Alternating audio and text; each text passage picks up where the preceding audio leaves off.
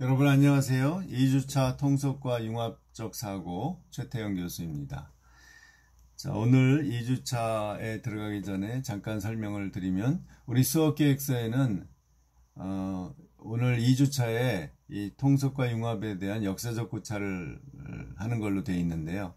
지난 1주차 7교시에 이미 이 두 개념에 대해서 이미 여러 설명을 했기 때문에 그것으로 충분한 것 같고요. 오늘은 직접 이 책으로 들어가겠습니다. 우리 교재의 창의 융합 콘서트를 보면은 이 12과로 되어 있어요. 그걸 이제 액트라고 하는데 액트 1부터 액트 12까지 되어 있습니다. 그래서 오늘은 액트 1 이제 처음으로 이 융합과 이제 통속 개념에 대한 이 편집자인 최재천 교수의 설명을 듣는 것으로 하겠습니다. 이분이 최재천 교수죠, 이분이. 예. 이분에 대해서 좀 소개를 하면 우리나라에서 이분은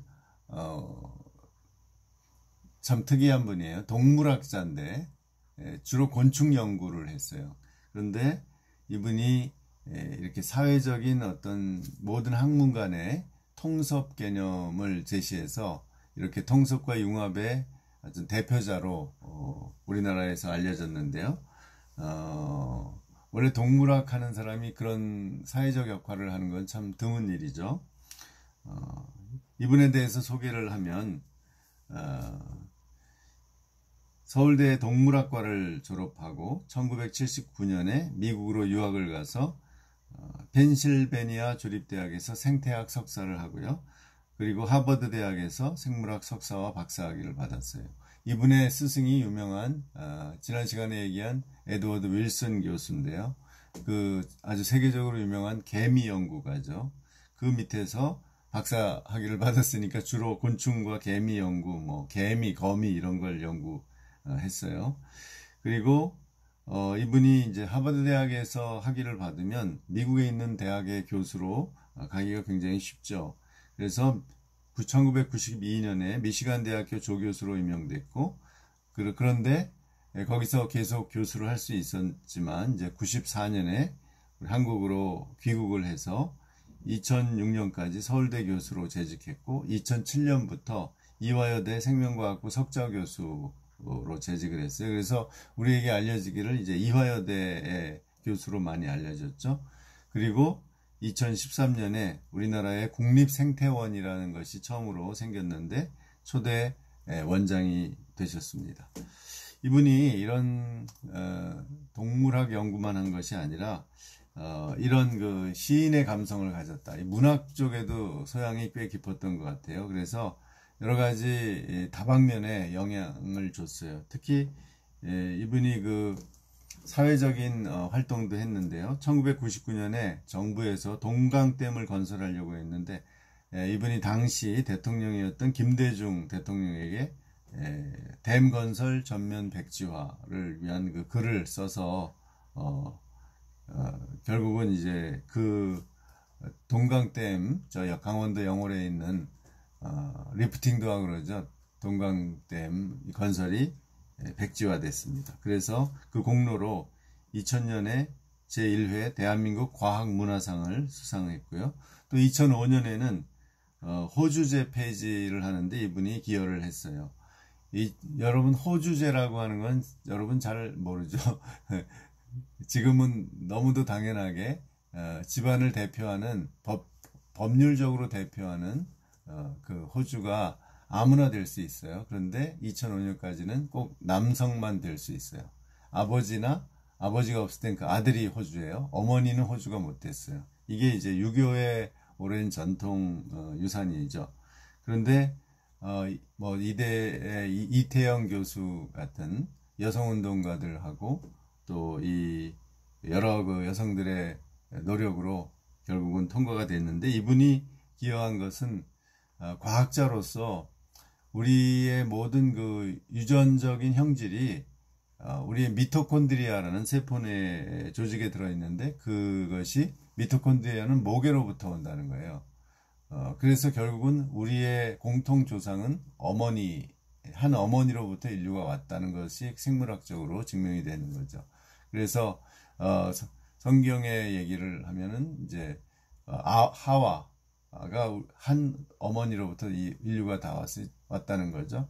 그러니까 흑인, 백인, 황인 모두 다 같은 어머니로부터 왔다. 이렇게 과학적으로 설명할 수 있다는 설명을 해서 그 재판정에서 그래서 이분이 그 호주제 폐지에 기여를 해서 굉장히 여성 운동상을 받았다고 합니다.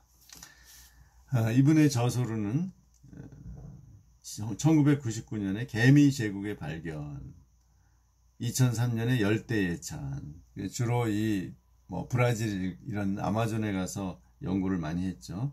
그 다음에 2005년에 당신의 인생을 이모작하라, 2011년에 호모 심비우스, 2012년에 다윈지능 해서 조금 더 후기에는 이런 그 사회적인 이 통섭에 관한 책들을 많이 냈습니다. 이분의 그 번역서는 1999년부터 인간은 왜 병에 걸리는가, 음악은 왜 우리를 사로잡는가, 인간은 왜 늙는가, 주로 그 이것을 진화 심리학이라고 하죠. 또는 진화 생물학에 근거해서 이제 쓰여진 책들을 번역을 했고, 마지막으로 2005년에 그 통섭이라는 책을 통해서 이분이 유명하게 됐죠. 그래서 거기에 그 번역을 통섭이라는 개념을 처음으로 해서 그 개념이 이렇게 유명하게 된 겁니다. 자, 그러면 다음으로 넘어가죠. 자, 이 책이죠. 지식의 대통합, 통섭, 컨실리언스. 그래서 그런데 이제 에드워드 윌슨의 개념은 철저히 자연과학 개념인데 그 한국에서 최재청 교수는 이걸 좀 더 포괄적으로 자연과학뿐만 아니라 기술, 인문학, 예술까지 포함해서 이제 넓혀서 사용하고 있는 거죠. 자, 통섭은 그래서 여기 이 그림이 보여주듯이 인간이 이런 여러 가지 기능들을 대뇌를 통해서 이제 만들어지는 기능들이 있는데 그것을 다 사용한다는 거죠. 통섭은 이러한 열정, 일에 대한 열정과 조직에 대한 일체감과 자부심을 갖고 미래에 도전한다. 이런 열정과 창의력, 자기 주도적으로 학습하고 창의적 감성과 상상력을 발휘해 변화를 선도하는 인재, 소통 능력, 세대, 계층, 지역 간의 벽을 넘어 공간적 소통과 개방적 협업으로 새로운 가치를 창출하는 인재. 이렇게 세 가지의 어떤 능력이 있는데 이것을 다 사용해서 할 때 이제 융합이 잘 된다는 거죠. 우리나라는 보면 열정은 많이 있는 것 같아요. 이게 제일 강한 것 같아요. 열정. 뭔가 일이 주어지면 열심히 하는 거. 공부도 막 열심히 하고. 흥이 나면 굉장히 열심히 하죠. 우리나라 사람들이. 그런데 이제 창의력이 좀 부족해요. 왜냐하면 너무 획일적인 교육을 받아왔기 때문에. 또 아직도 사회 곳곳에 권위주의가 남아있어서 무조건 어른이 하는 대로 해라. 높은 사람이 시키는 대로 해라. 해서 창의력이 좀 많이 이게 억눌려 있고, 그 다음에 또 하나가 이제 소통 능력이 또, 많이, 좋아졌지만, 아직도 좀 부족한 것 같아요. 이제 외국에 비해서. 아직도 이 세대, 계층, 지역 간의 벽이 탄탄해서 이것을 소통하는 게 어려워요. 그래서 소통이 잘 되는데, 이렇게 친하고 자기하고 뜻이 맞는 사람끼리는 소통이 되는데 자기와 의견이 다르거나 처지와 입장이 다른 사람하고는 소통이 잘 안 되는 한계가 있는 것 같아요. 요 두 면만 우리가 보완한다면 매우 정말 한국인들이 매우 뛰어나고 정말 바람직한 정말 세계를 주도하는 인재들이 될 것 같습니다.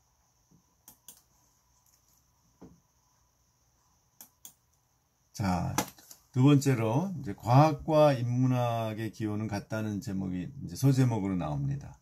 그래서 먼저 얘기할 수 있는 게 우리는 지금 자연과학과 그 인문학, 문학, 철학, 역사학, 종교학, 이런 신학 이런 분야는 동떨어져 있죠. 과학하고. 그런데 원래 기원은 그렇지 않다는 거죠. 여기 그 대표적인 예로 피타고라스. 여러분 피타고라스의 정리 알죠? 피타고라스는 원래 철학자예요. 근데 이 수학, 우주는 수로 구성되어 있다고 해서 수학, 기하학을 최초로 연구한 사람입니다. 그러면서 또 종교적이었어요. 굉장히 신비주의 종교를 추구했어요. 그래서 그 피타고라스의 제자들이 만든 학파는 거의 신비주의 종교 집단이 됐어요. 그러니까 뭐 그걸 어떻게 좋든 나쁘든 어떻게 평가를 하든 피타고라스는 정말 융합적인 인물이죠. 철학과 수학과 종교를 다 융합을 했으니까요. 또 이걸 보면요, 이 건물이 뭔지 아세요? 지금 아테네에 있는 플라톤이 만든 아카데미아를 이제 재현한 그런 건물이에요. 물론 그때 옛날 건물은 무너졌지만 지금 다시 재현했는데, 이 아카데미아에 이제 들어오는 입구에 옛날에 이렇게 써 있었다고 그래요. 기하학을 모르는 사람은 이 문을 들어오지 마라. 기하학. 기하학이라는 게 지오메트리죠. 어떻게 이제 우리는 플라톤은 철학자고 철학을 공부하러 오는 학생들에게 왜 기하학을 먼저 공부하고 와라라고 했냐는 거죠. 물론 이 사람의 이제 철학의 이론상 이데아는 우리 인간이 생각으로 알 수가 없는 건데, 기하학을 공부하면 그 기하학의 피타고라스 얘기처럼 어떤 그런 법칙들이 있잖아요. 그 법칙들을 따라가다 보면 아주 그 희미하게나마 이데아의 세계를 약간 기억할 수 있다, 회상할 수 있다, 또는 이해할 수 있다, 이렇게 주장을 한 거죠, 플라톤이. 그래서 플라톤조차도 우리가 플라톤 대화록을 보면 전부 이야기로 되어 있잖아요, 내러티브로. 그런데 소크라테스와 다른 사람들의 대화로 되어 있는데, 그럼에도 불구하고 플라톤은 이 수학을 굉장히 중시했다는 거죠. 그래서 옛날에는 철학자가 수학자고 수학자가 또 기술도 만들고 이런 아주 종합적인 능력을 가지고 있었죠.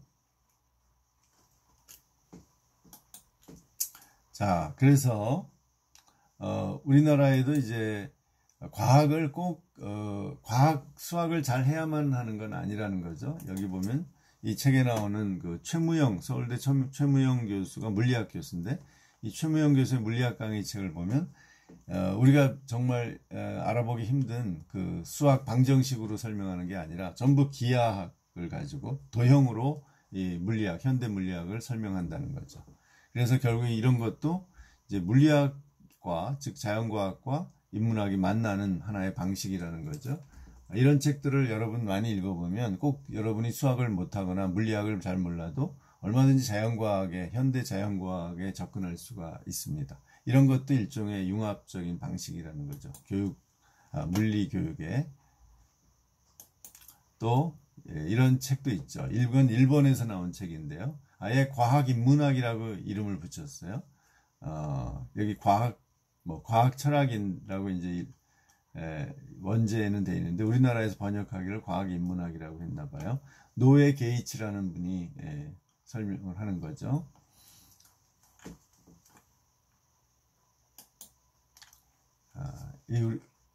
여기 보면 과학과 인문학의 탱고라는 책도 나와 있어요. 탱고는 라틴 음악이죠. 춤추는 음악인데 이제 이렇게 같이 인문학이 같이 춤추면서 같이 간다.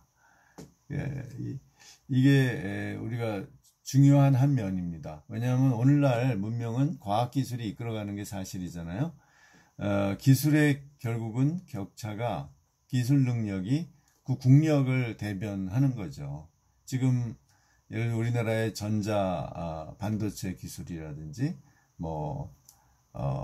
자동차 산업 기술, 또 건축 기술, 화학 등등, 또 조선 기술, 또 요즘은 방위 산업도 우리 세계적으로 지금 굉장히 발전하고 있어요. 이런 우리나라를 지키는 것만 아니라 지금 수출도 하고 있죠. 그런 그것이 다 연결돼서 지금 그 비행기죠, 전투기도 만들고 있잖아요. KF-X라고 해서 이런 것이 결국은 과학기술이 주도한다는 거죠. 그러나 과학기술을 만드는 사람들은 결국 인간이기 때문에 인간의 어떤 생각과 가치관을 어느 방향으로 갈 것이냐를 결정하는 것은 인문학에서 다룬다는 거죠. 그래서 이 두 가지가 같이 가야만 맹목적인 어떤 과학기술을 발전시키는 게 아니라 인간의 행복과 인간의 존엄성을 해치지 않는 그런 과학기술을 만들어가는 거죠. 지금 생태위기, 자연 지금 기후재앙 이런 것이 우리 심각하지 않아요? 이것을 해치려면 과학만 가지고는 부족하다는 게 오늘날의 생각입니다.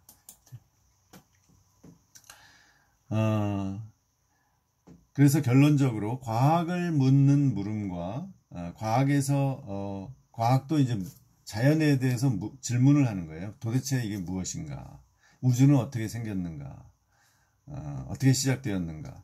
그런데 이것은 인문학에서도 항상 묻는 물음이라는 거죠. 존재란 무엇인가? 왜 존재는 있고 무는 없는가? 이런 것하고 사실 방법이 그 연구하는 방법이 다르지 출발점은 비슷하다라고 보는 겁니다. 자, 이제 융합의 실제적인 예들이 나오는데요. 이 차가 뭔지 아세요? 아주 멋있죠? 작지만 현대 i30인데 이 차가요 우리나라에서는 그렇게 많이 팔리지 않는 것 같은데 유럽에서는 굉장히 사람들이 좋아해요. 왜냐하면 이런 걸 이제 해치백이라고 하잖아요. 뒤가 우리가 많이 타는 보통 승용차는 세단이라고 그러죠. 요즘 SUV를 많이 타지만 보통은 이제 세단을 많이 타는데 뒤에 이렇게 트렁크가 있는.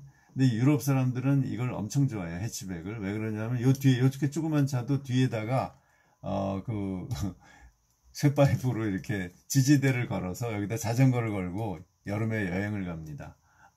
그러니까 이런 게 좋은 거예요. 왜냐하면 세단은 뒤에 달 수가 없어요. 천상 위에다가 뭐 실어야 되는데 이 불편하잖아요. 그러니까 이 해치백을 좋아하는 이유가 그들이 뭔가를 싣고 이렇게 여행을 다니기 좋기 때문에 그렇다 그래요. 그런데 이 i30 이걸 굉장히 좋아합니다. 그래서 많이 팔리고 있어요.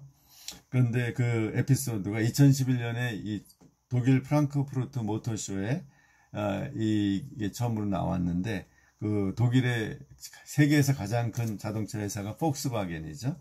폭스바겐 회장이 이 i30을 보고 좀 놀랐다는 거예요. 이 한국의 차가 현대는 좀 자기들보다 한 단계 아래라고 생각을 했는데 자기들이 아주 매력적으로 느낄 정도의 좋은 차를 만들었다는 거죠. 그래서 막 타보면서 자기 직원들한테 호통을 쳤다는 얘기인데 이 현대 이 성공, 이 i30 같은 성공은 뭐예요? 현대가 기술적으로는 엔진을 후발주자지만 엔진을 스스로 만들었어요. 물론 독일차 엔진이 좋죠. 폭스바겐 엔진. 제가 타보니까 폭스바겐은 시속 200km를 이렇게 높이는데 힘이 안 들어요. 근데 현대차는 그렇지 못하죠. 200km 올리려면 굉장히 힘들어요. 현대차. 물론 작은 차들. 그런 한계가 있지만 그러나 자기가 스스로 이제 엔진을 만드는 회사예요. 현대. 그래서 세계 5위까지 간 거죠. 그런데 현대가 잘하는 게 또 이 디자인이죠. 디자인과 또 전자장치 내부에 이걸 전장이라고 그러죠. 요즘 이런 것들을 아울러서 융합을 잘했기 때문에 현대가 성공을 했다라고 하는 겁니다. 현대차가 또 요즘 아주 전기차 시대가 시작됐잖아요. 그래서 새로운 차를 만들고 있는데 이 차가 현대의 유명한 이제 컨셉트 아직 양산이 안 되지만 굉장히 멋있죠. 꼭 우리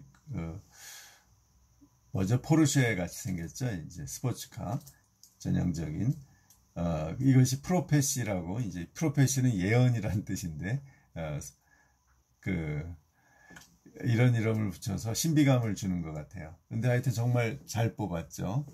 그리고 전기차로서 차세대 전기차로서 굉장히 세계적으로 내놓을 만한 그런 디자인하고 또 이런 기능도 갖고 있겠죠. 전기차는 이제 얼마나 한번 이렇게 충전해서 얼마나 오래 갈 수 있느냐, 멀리 갈 수 있느냐가 중요한 거잖아요. 그래서 지금 가솔린 차는 보통 600km는 넘거든요. 그런데 이 전기차는 아직 그렇게 못 넘어요. 그 뭐 400 정도 기껏해야 350에서 400. 그런데 이제 앞으로 그 정도 600km 이상 한 번씩 충전하고 갈 수 있으면 이제 앞으로 전기차가 대세가 되겠죠. 그래서 많이 대량 생산되면 더 싸지겠고, 그래서 저도 이제 다음 차는 지금 저는 아반떼 타고 다니는데 전기차를 생각하고 있습니다. 하여튼 잘 멋있죠. 이런 그 능력, 이것이 그냥 나오는 것은 아니고 기술뿐만이 아니라 이런 디자인에 굉장히 신경을 썼고 또 여러 가지 다른 측면에서 주로 이제 어떤 디자인에서 이제 많은 힘을 쏟는 것 같아요. 뭐 인문학적 요소라고 한다면, 자, 그 다음에 이제 드디어 스티브 잡스로 넘어가겠습니다. 이 유명한 사진이 있죠. 이 스티브 잡스가 2010년에 애플4를 출시하면서 이 유명하게 이제 자기가 나가서 프레젠테이션을 하는 거죠. 거기에 이 기술과 리버럴 아츠, 인문학을 제시를 했어요. 그 동영상을 우리 한번 볼까요? 이때가 이제 이 잡스가요, 이미 2003년부터 췌장암을 앓고 있었어요. 근데 이때 이미 7년 동안 췌장암 환자예요. 그래서 굉장히 말랐어요. 늙고 말랐는데, 그런데도 계속 이 새로운 아이폰을 개발을 하는데 진두지휘를 하고 그것을 또 자랑스럽게 이렇게 프레젠테이션